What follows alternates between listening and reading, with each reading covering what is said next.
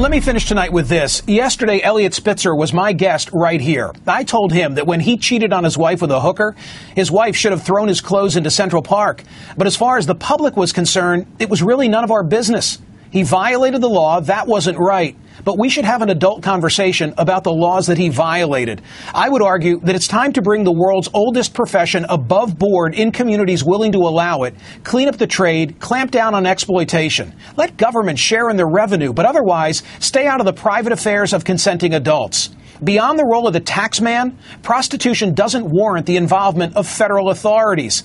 Instructive to me has always been the way in which Spitzer was caught. Since September 11, the financial world has been required to alert the feds when evidence arises of conduct that could be linked to terrorism.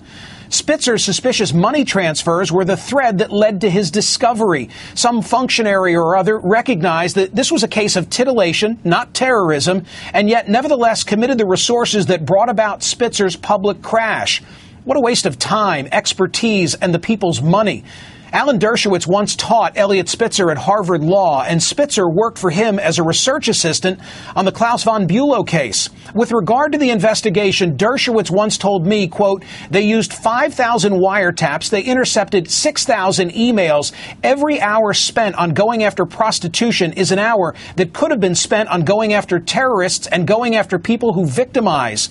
Which is not to say that Spitzer shouldn't have emerged from his escapades unscathed, but the discipline that should have been meted out in a case like this should have come from within his own family. There's another argument in support of legalizing prostitution. Some among us are never going to find companionship for a variety of reasons, and their solitary existence is accentuated by the constant barrage of sexual stimulation that we see every day on television and billboards, in our mailboxes, and in the form of fashion catalogs. It can't be healthy for some people to feel the amassed pressure of such images and have their personal expectations go unfulfilled. Yesterday, when I asked Spitzer whether he believed we should legalize prostitution, he demurred. I won't. We should.